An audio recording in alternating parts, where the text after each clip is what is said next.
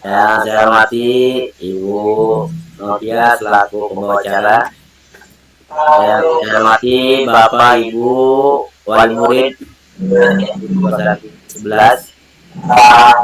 Alhamdulillah pada yang telah panjatkan kepada Allah Subhanahu wa taala, yang mana pada siang hari ini kita masih diberikan berbagai macam nikmat, terutama nikmat sehat walafiat.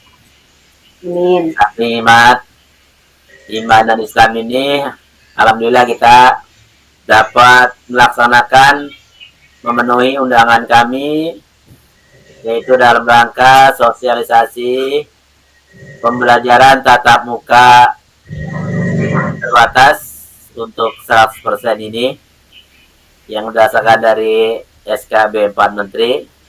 Kemudian selawat dan salam semoga tercurah terlimpah kepada baginda Nabi besar Muhammad SAW, serta keluarganya, sahabatnya, dan insya Allah kita selaku umatnya sampai di akhir zaman. Amin ya rabbal alamin.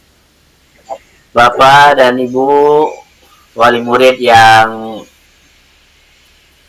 berbahagia pada siang hari ini, berkat doa semuanya, kita semuanya ini alhamdulillah untuk pembelajaran semester 2 ini, berdasarkan dari hasil SKB 4 Menteri ini, kita sudah diizinkan untuk belajar tatap muka 100%.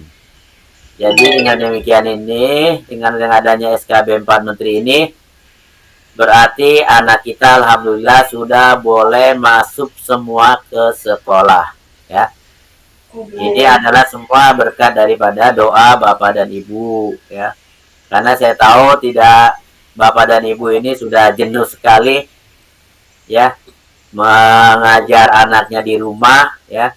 Kalau dengan PJJ itu kan berarti Bapak dan Ibu yang selalu melihat kondisi anaknya di rumah itu bagaimana gampangnya mendidik seorang anak kita sendiri, ya. Jadi kalau memang mudah ya alhamdulillah, tapi kalau memang susah ya itulah namanya lika-liku kita dalam mendidik anak. Sama juga kami juga di sekolahan demikian. Oleh karena itu ya berarti Bapak dan Ibu ini sudah tahu inilah, ya, ada namanya ranah pendidikan, ranah mendidik anak itu ya gampang-gampang susah, ya. Yang gampang ya gampang, yang susah ya susah, ya. Jadi itulah, jadi Bapak Ibu sudah pengalaman semuanya, sudah menjadi Bapak Ibu guru, ya, menggantikan walaupun hanya memantau, ya, mendampingi anak itu, berarti sama saja Bapak Ibu sudah melaksanakan juga menjadi guru, ya, sementara. Tapi dengan demikian alhamdulillah dengan adanya SKB 4 Menteri ini, pelajaran tatap muka sudah boleh dilaksanakan yaitu 100%, ya. Jadi alhamdulillah inilah sekali lagi berkat daripada doa kita semuanya, mudah-mudahan ya semuanya berjalan lancar, tidak ada kekurangan segala sesuatu apapun. Dan pesan saya, nanti paparan ini akan dilanjutkan oleh wakil saya, Ibu Dairo, ya. Insya Allah akan memberikan penjelasannya lebih gamblang lagi semuanya.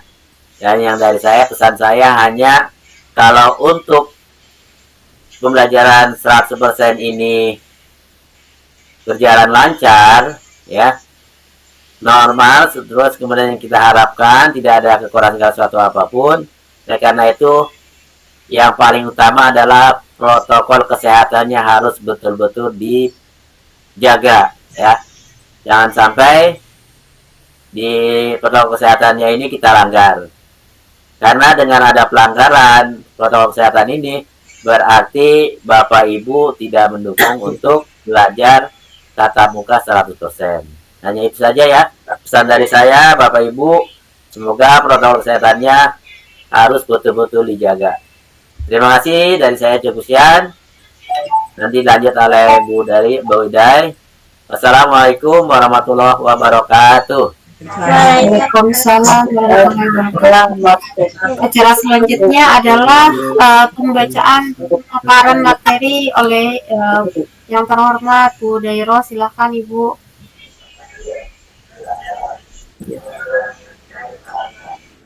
Bismillahirrahmanirrahim. Assalamualaikum warahmatullahi wabarakatuh. Kepada ibu sekalian,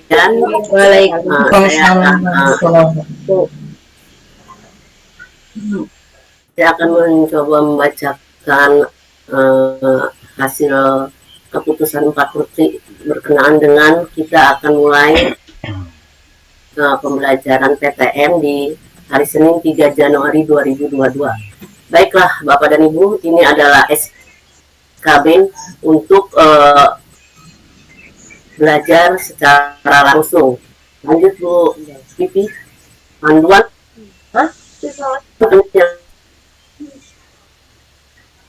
Ini adalah peran apa yang dilakukan oleh orang tua, pemerintah, dan apa saja aturannya. Dan keputusan gubernur. Lanjut, ini materi yang pertama adalah apa saja kebijakan yang baru dalam keputusan bersama Empat Menteri itu ya. Empat menterinya ini ada Mendikbud, ada Menak, ada Menkes, dan ada Mendagri. Nah di sini memang sudah benar-benar teruji ya Bu, SK-nya nggak sembarangan dikeluarkan sehingga kita bisa melaksanakan tatap muka. Ini berdasarkan masa pandemi. Ini dilakukan pemberlakuan pembatasan kegiatan masyarakat yang ditetapkan oleh pemerintah dan capaian vaksinasi pendidik, tenaga pendidik, serta warga masyarakat sekitar. Kemudian satuan pendidik khususnya berdasarkan tatap muka secara penuh dengan kapasitas peserta didik 100%. Bu ya, jadi kita sudah bisa 100%. Alhamdulillah. Lanjut Bu Pipi.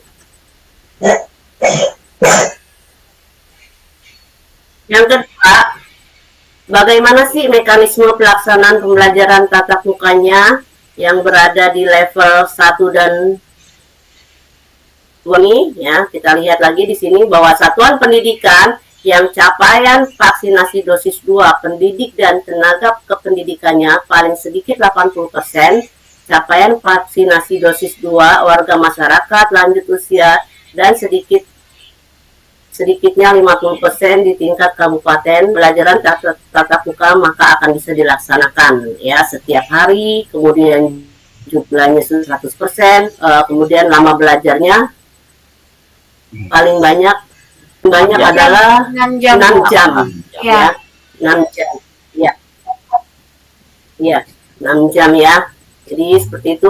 Alhamdulillah kita anak-anak kita mungkin ibu bapak juga sudah vaksinasi ya Bu ya. Tinggal sebagian anak-anak mungkin di rumah kita sudah vaksinasi sehingga kita boleh melaksanakannya. Kemudian yang selanjutnya bahwa satuan pendidikan yang capaian vaksinasi dosis 2 pendidik dan tenaga pendidikannya paling sedikit 50%, paling banyak 80%, dan capaian vaksinasi dosis 2 warga masyarakat lanjut usia paling sedikit 40%, paling banyak 50% di tingkat kabupaten atau kota hari secara bergantian.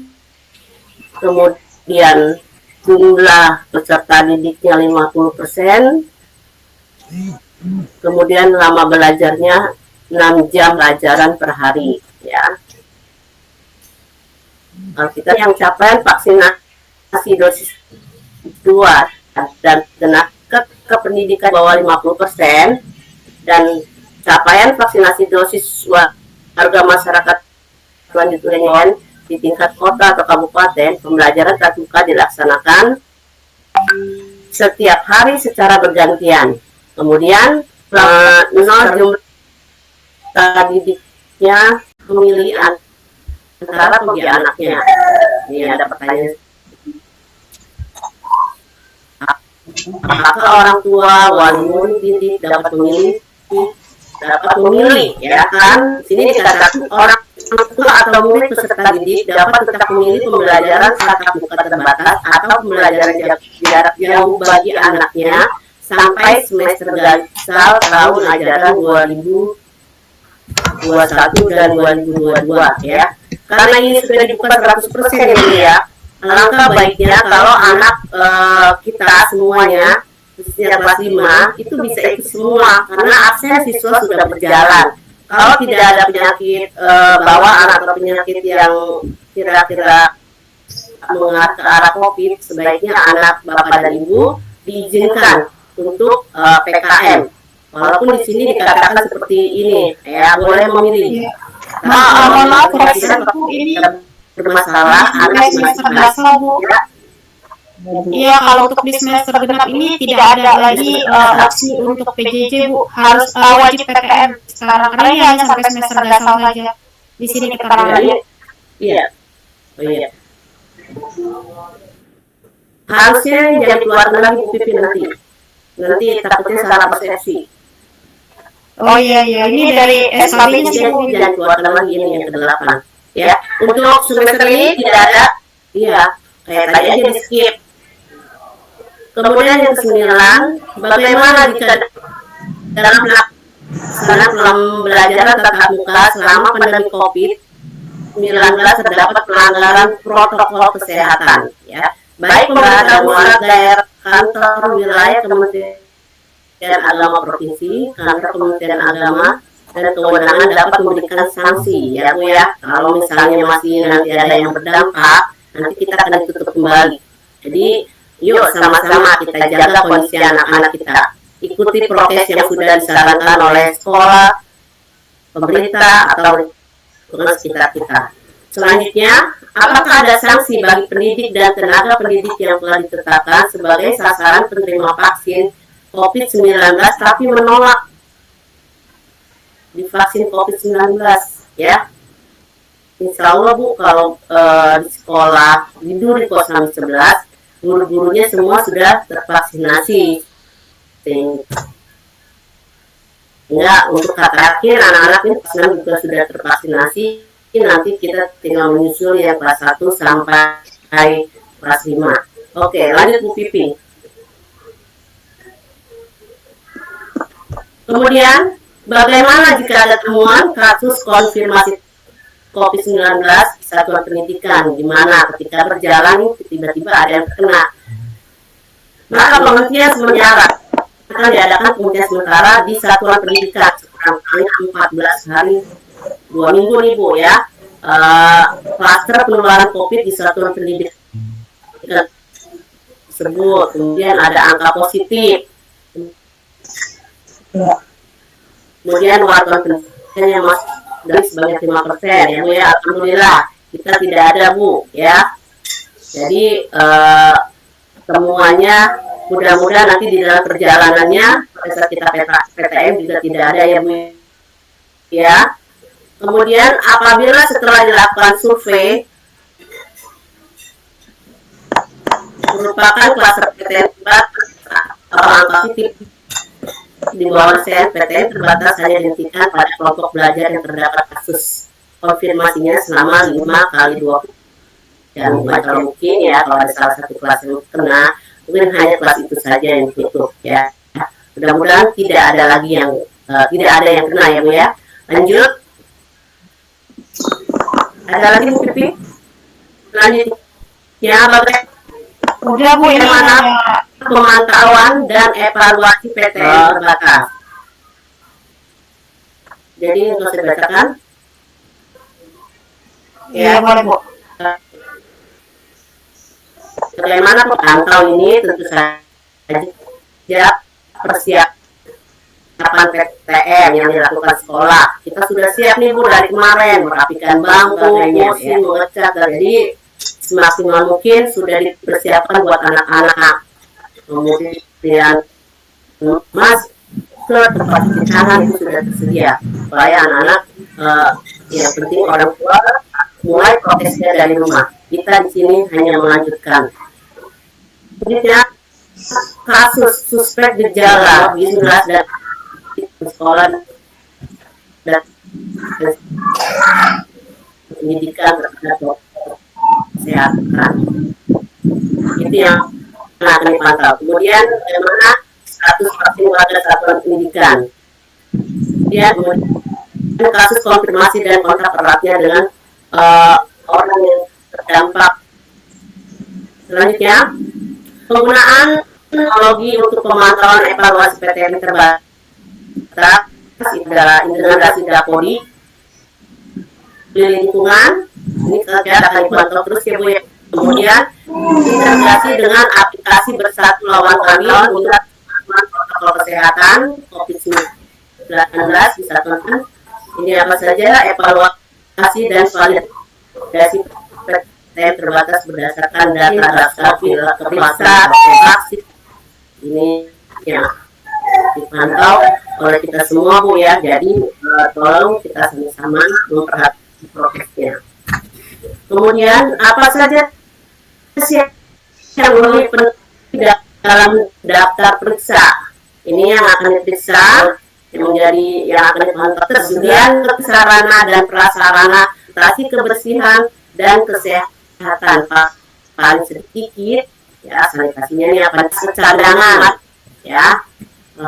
Alhamdulillah Bu di sekolah ada ini untuk menghindari hal-hal nanti anak-anak kita prokesnya udah benar atau tidak.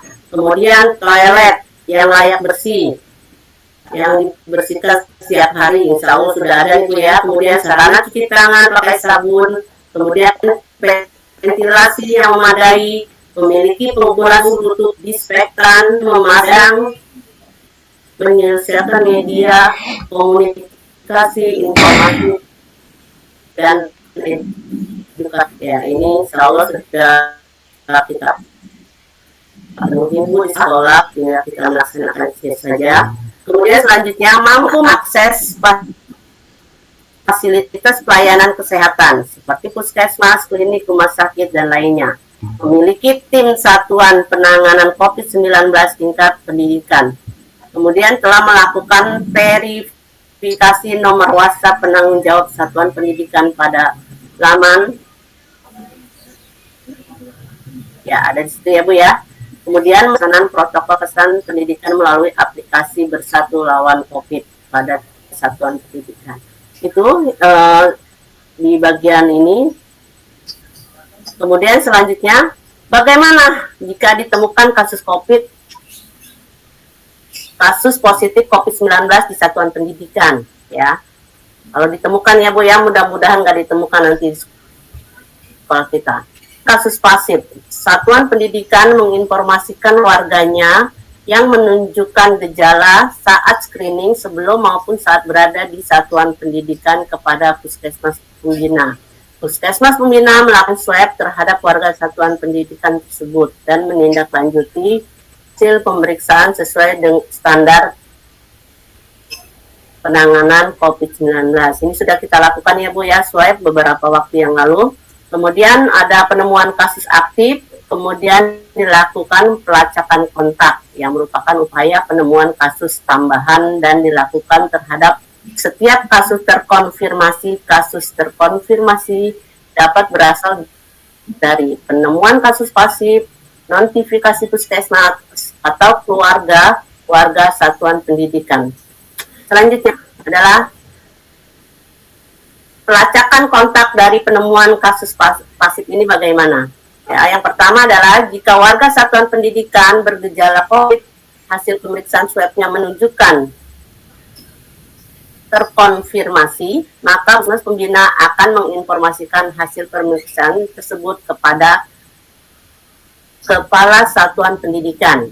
Kemudian puskesmas akan melakukan kontak erat terhadap peserta pendidik ya Bu, kemarin sudah dilakukan ini, ada pelacakan dari puskesmas. Kemudian jika kontak erat berdomisili di luar wilayah puskesmas pembina, maka puskesmas pembina akan menghubungi puskesmas domisili. Masih ada Bu Pipi? Masih Bu. Bu Pipi? Kita skip aja ke Ini yang kedua. Ya. Langsung ini ya. Bagaimana jika terdapat klaster penularan COVID-19 di satuan ikan? Ya. Ini di sini ada beberapa poin. Poin yang pertama adalah satuan pendidikan masuk kategori klaster penularan COVID-19. Jika ditemukannya paling sedikit 2 kasus konfirmasi COVID-19 yang merupakan kontak erat dari kasus infeksi dalam kelompok tertentu seperti kelas atau dalam kelompok dalam 14 hari sebelum munculnya gejala COVID. Kemudian yang kedua, puskesmas wajib segera melakukan menyelesaikan pelacakan. Ya, ini sama seperti yang tadi ya. Kemudian yang ketiga adalah penentuan klasternya. Ini dilakukan oleh Dinas Kesehatan Kabupaten. Ya. Kalau sini dengan puskesmas terdekat yang ada di lingkungan sekolah. Kemudian selanjutnya adalah pemerintah daerah, kantor wilayah kementerian, kantor agama kabupaten menghentikan sementara yang tadi mengangkat SKB bersama, nanti akan menghentikan kegiatan sekolah kalau benar-benar ada klaster baru di satuan pendidikan itu. Lanjut Bu Pipi. terakhir Bu. Ya, ini yang terakhir. Bagaimana jika terdapat kasus konfirmasi di sekolah Agama berarti kita enggak ya Bu ya? agama ya? Berarti di itu ya. Iya, oke. Berarti udah selesai Bu materinya. Ya, berarti kita nggak ada ini di madrasah di itu saja yang bisa disampaikan. Mungkin ada yang mau ditanyakan dari orang tua. Nanti akan saya coba jawab. Kalau saya nggak bisa jawab, nanti akan dibantu oleh kepala sekolah. Berkenaan dengan masalah PTM yang akan kita laksanakan hari Senin ya Bu ya. Silakan Bapak Ibu, mungkin ada yang ditanyakan.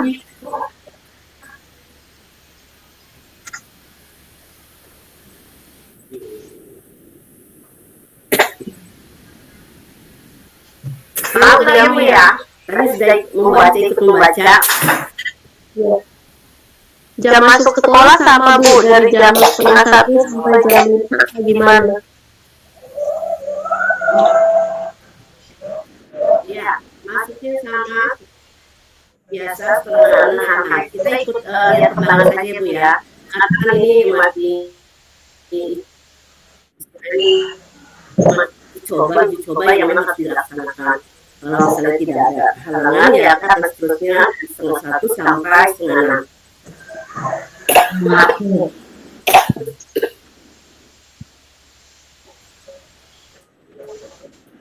Ada lagi yang mau ditanyakan?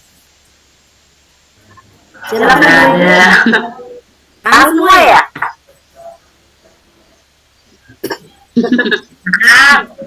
Udah Bu. Udah paham Bu. Nanti nanya. Kenapa?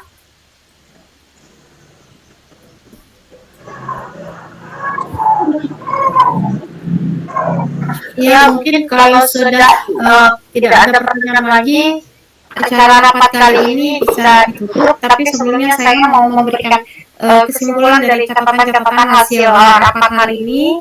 Yang pertama adalah mulai dari semester genap besok tanggal 3 Januari 2022, maka SDM 2 sampai 11 petang sudah melaksanakan PTM 100%.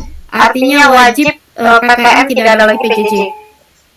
Yang kedua, PTM berjalan selama 6 jam, maksimal selama 6 jam. Yang ketiga, mohon dijaga anak-anaknya untuk mematuhi protokol kesehatan. Kalau tadi di sesi ke-1 Bapak kasih himbauan bahwa anak dibekali masker cadangan dan membawa sanitizer pribadi, walaupun di sekolah juga ada.